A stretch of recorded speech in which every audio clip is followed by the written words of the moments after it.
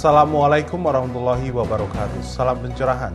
Apa kabar pemirsa TVMU dimanapun Anda berada? Berita TVMU kembali hadir untuk Anda dengan sejumlah informasi cerdas dan mencerahkan. Di antaranya, masyarakat ekonomi ASEAN tidak hanya menjadi tantangan bagi masyarakat, melainkan bagi para pelaku industri. Musim hujan harus diantisipasi, masyarakat harus pandai menjaga stamina tubuh agar tidak mudah terserang penyakit. Bersama saya Rion Monza, mari ikuti informasi selengkapnya.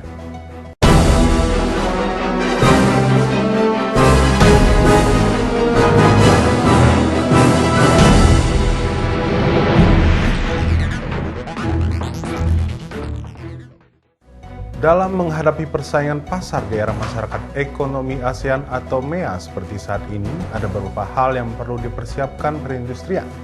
Salah satunya peningkatan kualitas dan pembuatan desain barang yang lebih menarik konsumen. Menghadapi persaingan pasar bebas di era masyarakat ekonomi ASEAN 2016 ini, pemerintah telah melakukan pembinaan dan memperkuat struktur industri yang selama ini masih kosong. Pemerintah juga telah berusaha mengurangi biaya ongkos produksi dan mempermudah perizinan untuk mendorong kemajuan perindustrian Indonesia pada persaingan masyarakat ekonomi ASEAN. Di samping itu, Menteri Perindustrian Saleh Husin mengingatkan, dalam menghadapi MEA yang paling penting ialah meningkatkan kualitas produk dan membuat desain yang menarik agar laku di pasaran. Bebas untuk berkompetisi, ya tentu disinilah yang paling utama adalah bagaimana kita meningkatkan mutu dan kualitas daripada produk yang kita hasilkan, sehingga mempunyai daya saing yang kuat ketika masuk di pasar internasional, dalam ini pasar ASEAN. Kalau kita buat terus dengan menomorduakan kualitas, ya pasti akan kalah bersaing. Yang paling utama adalah bagaimana kita meningkatkan kualitas dan mutu daripada produk yang kita hasilkan dengan desain yang mungkin lebih atraktif, yang lebih modern, lebih yang eye-catching, menarik, sehingga dengan sendirinya akan memenangkan pertarungan di pasar bebas. Saleh pun berharap pertumbuhan perindustrian di Indonesia akan meningkat dari yang semula hanya 5,6% dari target di tahun 2015 mencapai 6%. Ia optimis jika pertumbuhan perindustrian di Indonesia tahun 2016 akan lebih baik dari tahun 2015 dan bisa mencapai lebih dari 6%. Noviani Nuraini, Yunus Priyonggo memberitakan dari Jakarta. Komisi 1 DPR RI panggil Badan Keamanan Laut atau Bakamla untuk mendengarkan laporan kinerja menyoal ketahanan laut nasional. Bakamla klaim operasi illegal fishing yang mereka lakukan bisa selamatkan kerugian negara sebesar 1,9 triliun rupiah. Potensi penangkapan ikan secara ilegal di perairan Nusantara merugikan negara cukup besar. Untuk itulah Komisi 1 DPR RI memanggil Badan Keamanan Laut atau Bakamla untuk memberikan laporan kinerja selama setahun. Kepala Bakamla Albert Mamahit melaporkan, operasi tangkap illegal fishing yang dilakukan secara rutin telah menyelamatkan kerugian negara sekitar 1,9 triliun rupiah. Untuk mengoptimalkan program operasi tangkap illegal fishing ini, meminta persetujuan DPR RI untuk menambah anggaran membeli kapal-kapal operasi keamanan laut buatan Indonesia. Operasi kami bisa menyelamatkan potensi kerugian negara sebesar 1.917 miliar 553 juta 105.000 rupiah atau 19 kali lipat dari DIPA operasi Bakamla sebesar 99 miliar per tahun. Bakamla juga membangun kapal pengawasan yang memiliki alat deteksi canggih sehingga memungkinkan deteksi dini aktivitas illegal fishing di perairan nasional. Sampai saat ini Bakamla telah mendeteksi sekitar 3.000 lebih aktivitas ilegal di perairan nasional. Arina Nurrohmah, Trio Prasetyo memberitakan dari Jakarta. Pimpinan Pusat Muhammadiyah mengadakan diskusi gerakan koalisi masyarakat sipil yang digelar di Pusat Dakwah Muhammadiyah Rabu pekan ini. Diskusi ini membahas kodifikasi Undang-Undang Pemilu dan juga garis-garis besar haluan negara atau GBHN. Pimpinan Pusat Muhammadiyah menggelar diskusi gerakan koalisi masyarakat, dihadiri organisasi massa seperti Perkumpulan Pemilu dan Demokrasi, Kode Inisiatif dan Indonesia Legal Roundtable. Diskusi membahas dua isu, yaitu kodifikasi Undang-Undang Pemilu dan garis-garis besar haluan negara atau GBHN. Adanya diskusi ini, menurut Ketua Pimpinan Pusat Muhammadiyah Bushro Muqaddas, diharapkan adanya evaluasi pada sistem regulasi pemilihan umum atau pemilu. Hal ini bertujuan agar pemilu berikutnya akan ada substansi demokrasi atau kualitas demokrasi. Menjadikan pemilu 2019 itu dengan dilakukan satu evaluasi, dan bagian dari evaluasi itu mengenai sistem regulasinya. Tujuannya apa? Tujuannya supaya nanti pemilu yang 2019 ini pemilu yang betul-betul mencerminkan substansi demokrasi, kualitas demokrasi, menghindari demokrasi yang semata-mata prosedural. Bushro pun mengharapkan Muhammadiyah dinilai sebagai kekuatan masyarakat madani yang berpengaruh dan konsisten, serta dapat memandu tata kelola negara berdasarkan semangat Undang-Undang Dasar 1945. Debbie Novia, Trio Prasetyo memberitakan dari Jakarta. Komisi 8 DPR RI menghargai adanya sekelompok orang yang lesbi atau gay. Informasi selengkapnya setelah jeda berikut ini.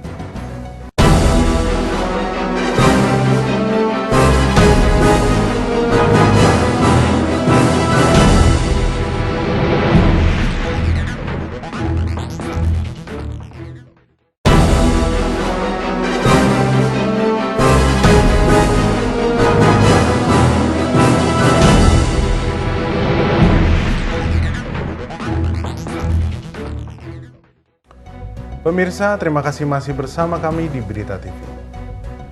Komisi 8 DPR RI menghargai adanya sekelompok orang yang lesbi, gay, biseks, dan transgender dalam masyarakat Indonesia. Namun Komisi 8 tidak mengizinkan organisasi yang mendukung adanya LGBT ini, sebab ini tidak ada dalam budaya Indonesia. Fenomena lesbian, gay, biseks, dan transgender atau LGBT yang sedang marak terjadi semakin memprihatinkan.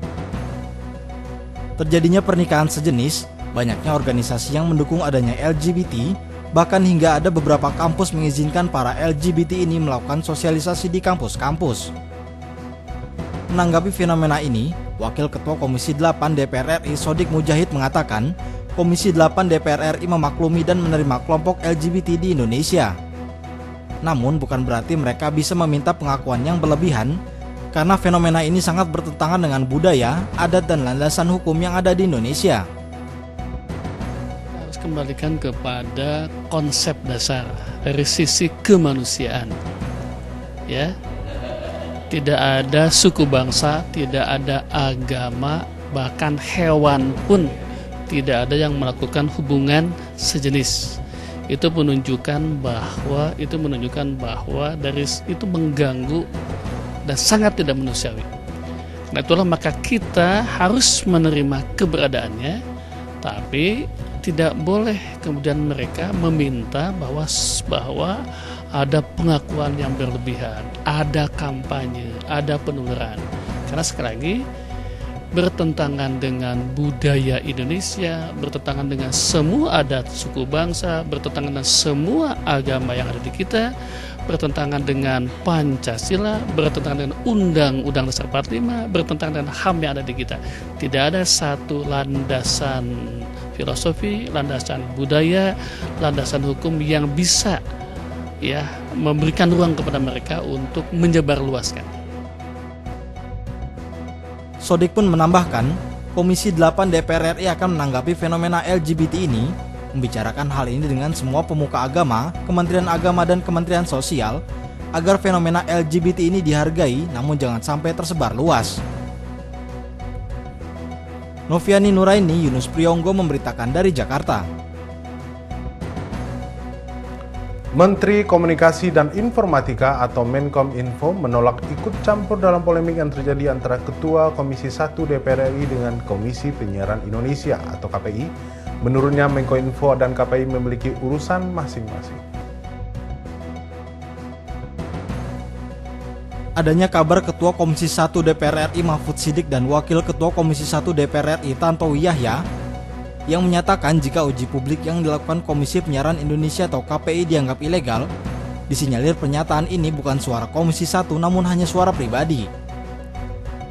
Menanggapi hal ini, Menteri Komunikasi dan Informatika Rudiantara enggan ikut campur dalam polemik yang terjadi antara Ketua dan Wakil Ketua Komisi 1 DPR RI dengan Komisi Penyiaran Indonesia atau KPI.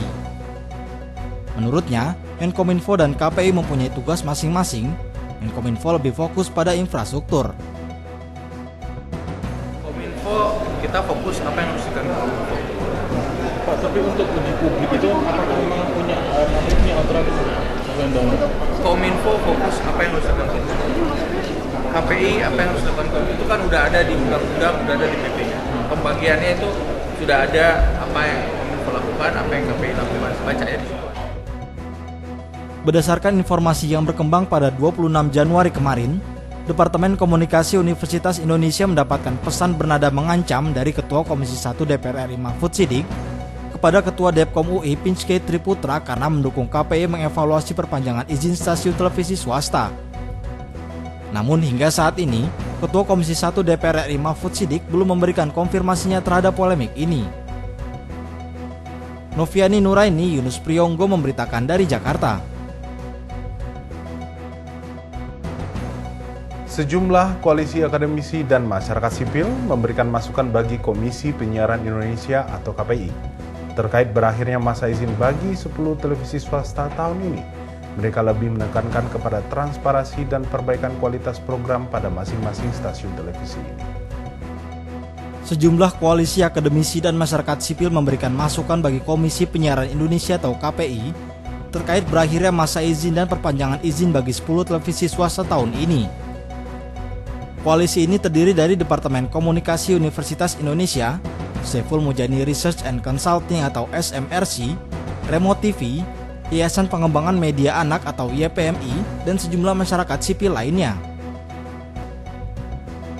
Pinske Triputra selaku perwakilan Departemen Komunikasi Universitas Indonesia mengatakan, dalam mengevaluasi stasiun televisi ini, Komisi Penyiaran Indonesia perlu mengevaluasi berdasarkan Undang-Undang Penyiaran, meninjau isi siaran, kepatuhan menerapkan sistem siaran jaringan atau SSJ, juga kepatuhan stasiun televisi untuk menayangkan program bermuatan lokal. KPI selama 10 tahun terhadap isi siaran masing-masing stasiun televisi berdasarkan pedoman perilaku penyiaran dan standar program siaran atau P3 dan SPS. Lalu evaluasi ini juga mencakup bagaimana respons masing-masing stasiun televisi terhadap setiap sanksi maupun peringatan yang pernah diberikan oleh KPI selama 10 tahun. Yang ketiga, evaluasi KPI selama 10 tahun terhadap muatan pendidikan dalam siaran masing-masing stasiun televisi.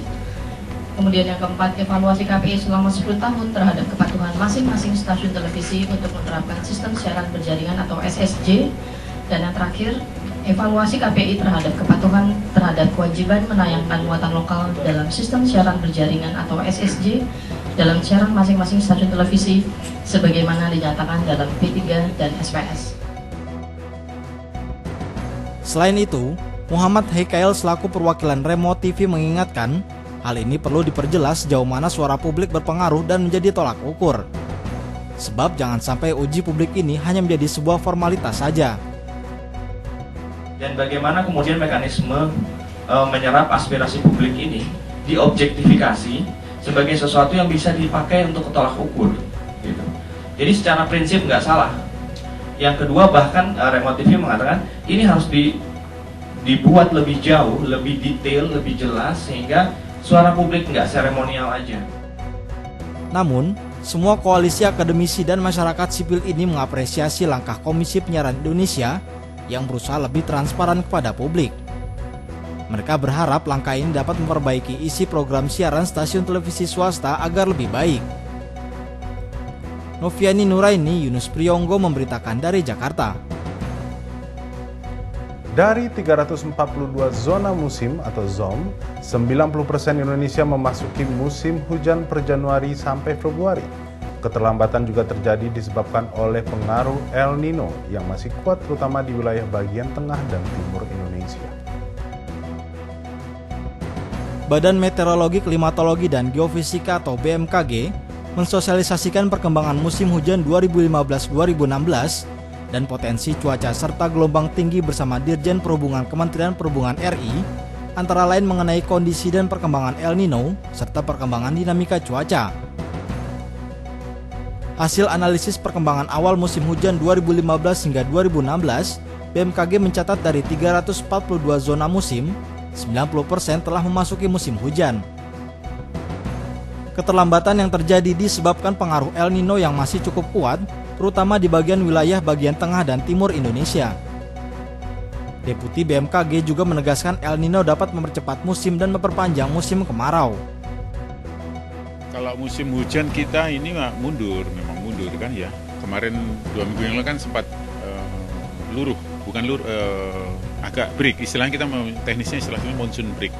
Jadi tekanannya meluruh. Nah ini mulai 2-3 hari kemarin ini kencang lagi. Karena acuannya di Jakarta nih. Kalau Jakarta mulai dibombardir hujan, nah sudah, gitu kan gitu. Detailnya belum tentu juga, gitu. Detailnya belum tentu juga. Saya dari Pontianak kemarin juga hujan ringan saja. Perakiraan peluang hujan bulanan 2016 melebihi kriteria menengah dengan curah hujan lebih 150 mm per bulan. Prediksi potensi tinggi gelombang juga terjadi per 3 jam selama 1 minggu pada 26 hingga 31 Januari 2016. Potensi hujan lebat di Indonesia diperkirakan semakin meningkat pada akhir Januari hingga Februari 2016, ditandai dengan aktifnya monsun menunjukkan fase absa di wilayah maritim kontinen Indonesia. Rizky Nurul Ilmi, M. Surya Saputra memberitakan dari Jakarta. Direktorat Jenderal Perhubungan melakukan kesiapan menghadapi curah hujan yang luar biasa. Salah satunya kesiapan Dirjen Perhubungan Laut menerbitkan maklumat pelayaran perkiraan cuaca pada Kesyah Bandaran Utama, Kepala Otoritas Pelabuhan Utama dan Distrik Navigasi. Hasil pantauan BMKG per Januari 2016 akan terjadi cuaca ekstrim dengan tinggi gelombang 4,0 hingga 6,0 dan hujan lebat.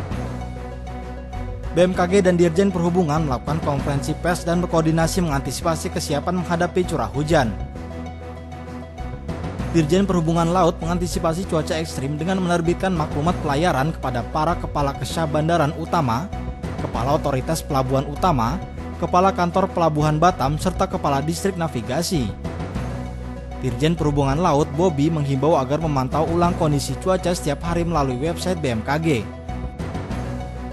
Itu kami sudah memberitakan kepada seluruh Kesyah Bandar, pertama adalah melakukan update cuaca setiap hari, setiap saat melalui website www.bmkg.go.id sehingga dapat mengerti atau memahami cuaca secara up to date.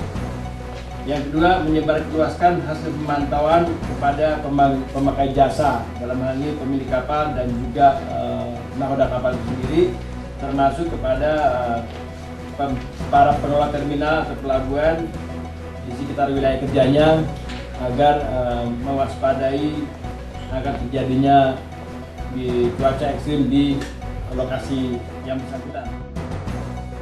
Selain itu, dari Dirjen Perhubungan Udara, Darat, Perkeretaapian, dan Navigasi juga melakukan berbagai kesiapan. Kesiapan transportasi udara dengan melakukan penyesuaian flight plan terhadap kondisi di ruang udara, serta upaya Perkeretaapian melakukan pantauan dari Balai Teknik dan menyiapkan 6 peralatan, diantaranya bantalan, truk serta rel untuk penanganan cepat, dan dari Navigasi juga melakukan upaya dengan penerapan pelayanan meteorologi dan pelayanan SAR. Rizky Nurul Ilmi, M. Surya Saputra memberitakan dari Jakarta. Setelah jeda berikut ini akan kami hadirkan wisuda Universitas Muhammadiyah Tapanuli Selatan. Untuk itu tetaplah bersama kami di Berita TV.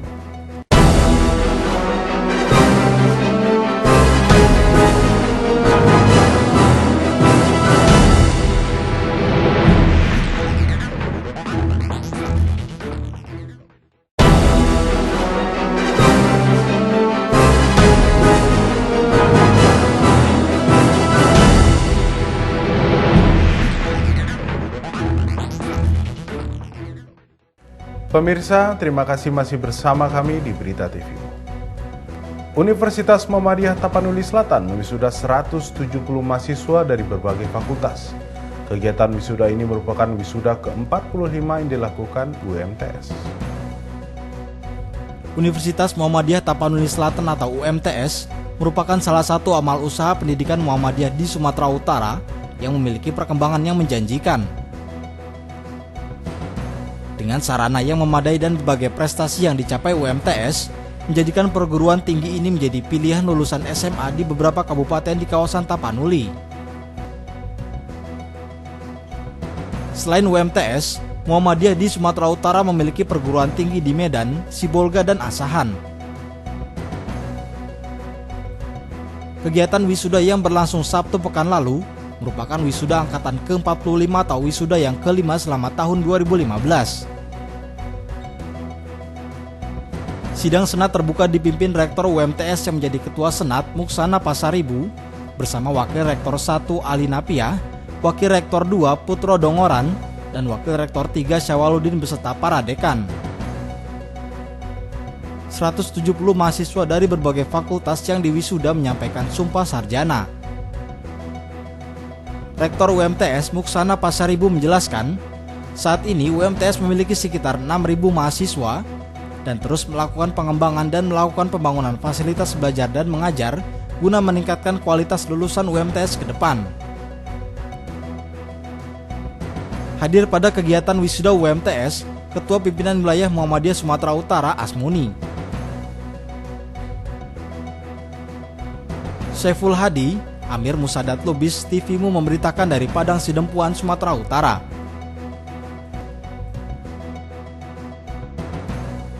Selain dikenal dengan tempat-tempat pariwisatanya, Yogyakarta juga kaya akan makanan khasnya seperti bapia, gudeg, dan geplak. Selain makanan-makanan tersebut, ada pula salah satu makanan yang juga menjadi ciri khas kota Yogyakarta adalah sate kere, sate yang berbahan utama lemak sapi.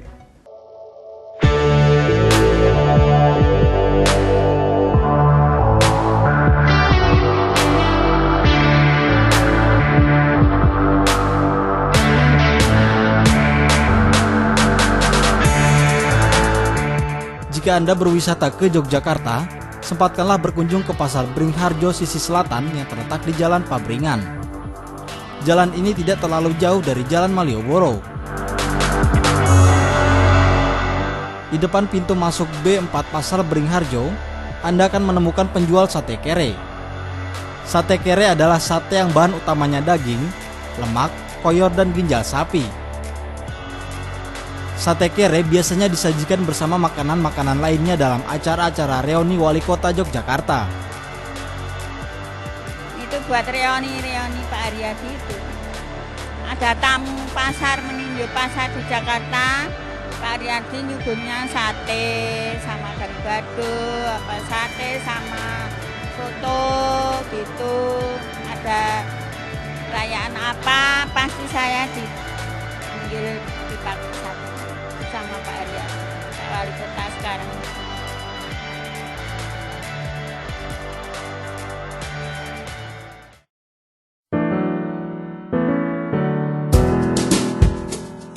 Suwarni merupakan satu di antara sedikit orang yang masih berjualan sate kere. Suwarni mulai berjualan sate kere sejak tahun 1980.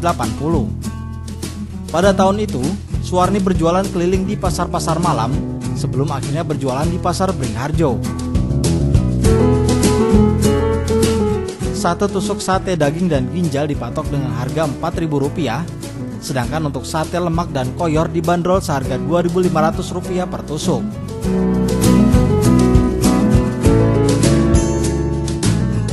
Penikmat sate kere bukan hanya dari kota Yogyakarta. Ada pula dari daerah-daerah lain seperti Bandung, Surabaya, Jakarta, dan masih banyak lagi. Jika Anda ingin menikmati sate kere ini, silakan datang ke Pasar Bringharjo.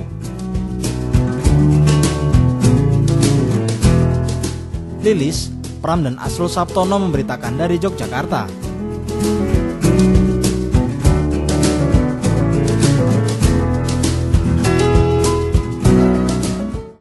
Pemirsa, selanjutnya mari kita simak kilas internasional yang telah kami rangkum berikut ini.